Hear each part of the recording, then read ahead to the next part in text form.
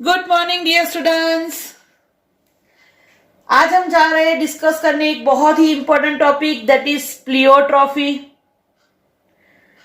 हमने पहले जो लेक्चर देखा उसमें देखा था पॉलीजेनिक इनहेरिटेंस, और पॉलीजेनिक इनहेरिटेंस में हमने देखा कि भाई एक ही कैरेक्टर पे बहुत सारे जीन्स अफेक्ट करते हैं, जिसका हमने एग्जाम्पल देखा skin colour which is controlled by genes A B C, और जिसमें भी हमने देखा कि भाई capital A capital A capital B capital C हो तो वो स्किन कलर होता है डार्क, और small A small B small C हो तो वो कलर होता है light.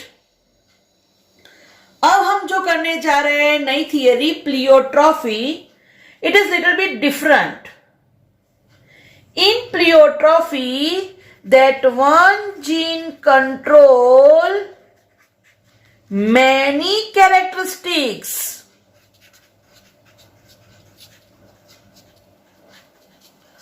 One gene control many characteristics. तो ये जो जीन है वो बहुत सारे कैरेक्टरिस्टिक्स को कंट्रोल करता है। Such gene is known as a pleiotropic gene. Such genes are known as a pleiotropic gene, and such mechanism is known as a pleiotrophism.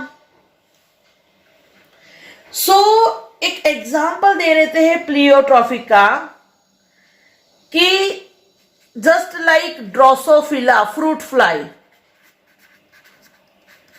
Drosophila fruit fly उसमें जो जीन है,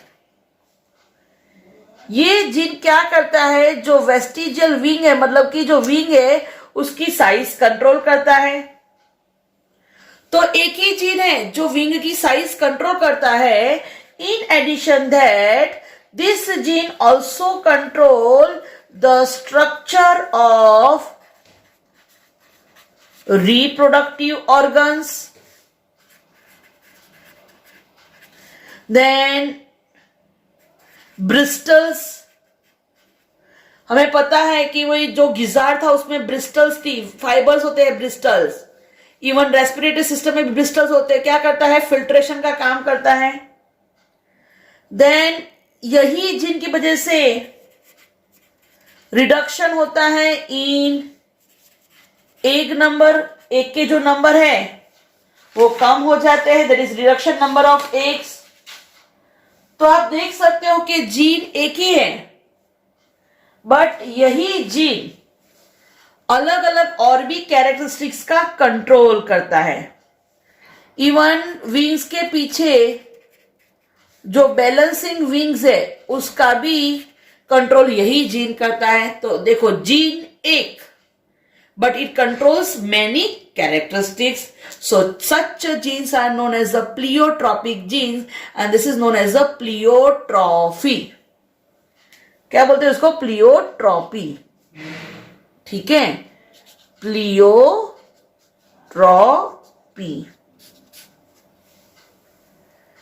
अब एक दूसरा एग्जांपल दे लेते हैं। इसका एग्जांपल है फिनाइल कीटोन्यूरिया, PKU, यही चैप्टर के एंड में आएगा PKU, मेटाबॉलिक डिसऑर्डर। ह्यूमन में देखने मिलता है, क्या होता है।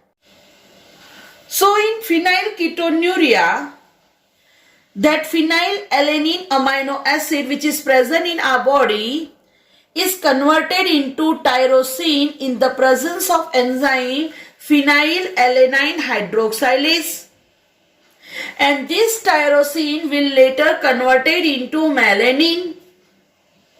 So simple way, this is metabolic pathway that phenylalanine in the presence of tyrosine is converted into melanin, and that due to enzyme phenylalanine hydroxylase. But due to some genetic disorder, that phenylalanine hydroxylase is not formed. अब phenylalanine hydroxylase नहीं बना है तो जो phenyl alanine उसका conversion होना चाहिए tyrosine में, that phenyl alanine will not convert into tyrosine. So there is accumulation of phenylalanine. So this phenylalanine will converted into phenylalanine pyruvate or pyruvic acid. As this phenylpyruvic acid accumulates in blood. So actually then it is observed in cerebrospinal fluid.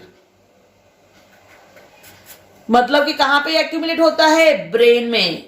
Brain में कहां पे? Cerebrospinal fluid में. अब जहां पे phenyl pyruvic acid accumulate हो गया तो वो क्या करता है कि जो ब्लड की ट्रांसपोर्ट मैकेनिज्म उसको अफेक्ट करेगा और प्रॉपरली ब्रेन को ब्लड नहीं पहुंचेगा तो क्या होगा? ब्रेन का प्रॉपर डेवलपमेंट नहीं होगा और उसी वजह से वो मेंटली अफेक्टेड होगा, मेंटली रिटार्डमेंट. तो ये एक इफेक्ट हो गई. देखो पहली इफेक्ट हुई फिनाइल एलानिन का कन्वर्जन टायरोसिन में नहीं हुआ, पहली इफेक्ट. दूसरी वो कन्वर्ट हो गया पायरुविक एसिड में. तीसरी ब्रेन को प्रॉपर ऑक्सीजन नहीं पहुंचेगा, न्यूट्रिशन नहीं मिलेगा तो डेवलपमेंट नहीं होगा, मेंटल रिटायरमेंट. नेक्स्ट और भी अफेक्ट होता है कि जैसे टायरोसिन नहीं बना तो टायरोसिन का कन्वर्जन नहीं होगा किसमें? मेलानिन. और मेलानिन प्रोडक्शन नहीं हुआ तो जो skin colour, hair colour, right, तो इसमें कलर कम हो जाएगा due to less concentration of melanin. So आप देख सकते हो कि भाई कोई एक जीन की वजह से सिर्फ ये एंजाइम नहीं बन रहा है तो उसकी इतनी सारी इफेक्ट हो रही है. That means one gene control many characteristics, that is pleiotropy. Same और एक एक्स्ट्रा एग्जांपल अपनी बुक में है सिकल सेल अनीमिया.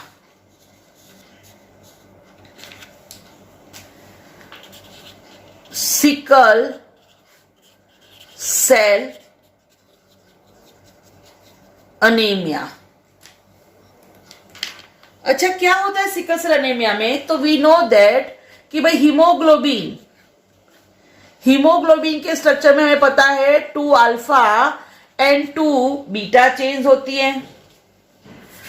तो जो ये बीटा चेन है, बीटा चेन में ऐसे एमिनो एसिड होते हैं. तो बीटा चेन में 6th पोजीशन पे एमिनो एसिड होता है glutamic acid. But due to minor change, क्या माइनर चेंज होता है? तो सिर्फ एक न्यूक्लियोटाइड चेंज हो जाता है. होना चाहिए था GAG, बट GAG के बदले वहां पे आ जाता है GTG.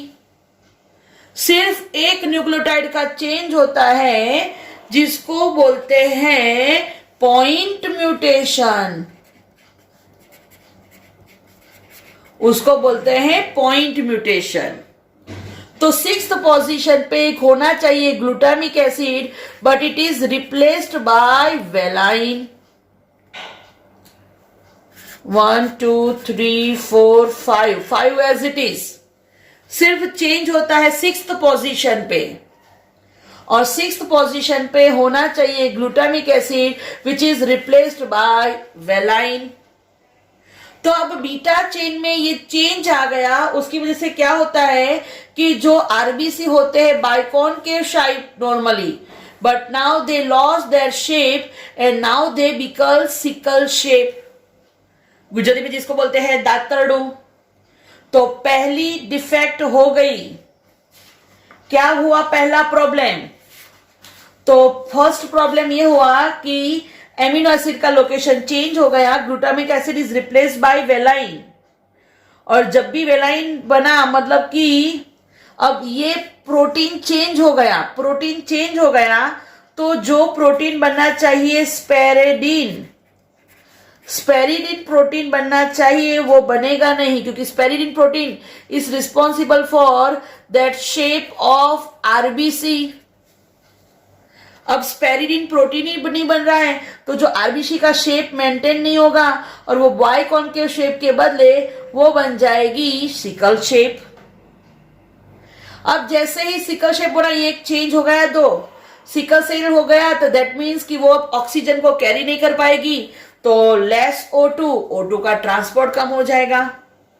अब सेकंड थिंग, ये जो सिकल शेप आरबीसीज है, नॉर्मल आरबीसी होता तो वो ब्लड में पास हो जाता, बट जब ये सिकल शेप का बनता है तो क्या करता है कि जो वेसिकल्स है उसमें वो पूरा ऐसा क्लॉट कर लेता है। तो एक और प्रॉब्लम, अगर क्लॉट करता है और हम अगर वो क्लॉट को तोड़ते हैं, तो अगर ऐसे क्लॉट को हम तोड़ेंगे तो नुकसान हो गया, क्या? आरबीसी हमारा डिस्ट्रॉय हो गया। तो देखो, एक ही जीन है बट उसकी इफेक्ट इतनी सारी है, that is sickle cell anaemia. तो हमारी बुक में सिर्फ एग्जाम्पल लिखे हैं सिकल सेल एनीमिया, फिनाइलकीटोन्यूरिया।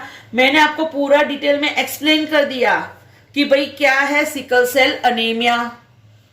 और यहां से एक इंपॉर्टेंट चीज बोल दूं कि भाई जिसको सिकल सेल अनीमिया होता है ना, वो बंदे को कभी भी मलेरिया नहीं होता। क्यों? क्योंकि जो मलेरिया पैरासाइट है प्लाज्मोडियम, वो किस पे अफेक्ट करते हैं? आरबीसी में। यहां पे तो आरबीसी कैसे है? सिकल शेप, तो यहां पे प्लाज्मोडियम बाइंड नहीं होगा। तो ये भी क्वेश्चन मतलब कि डिवाइन स्टार क्वेश्चन कर लो, पूछा हुआ है कि भाई सिकल सेल एनीमिया हुआ, उसको कौन सा डिसीज नहीं हो सकता? तो याद रखना मलेरिया। क्यों? क्योंकि Plasmodium can't bind with that sickle shape RBC. Okay.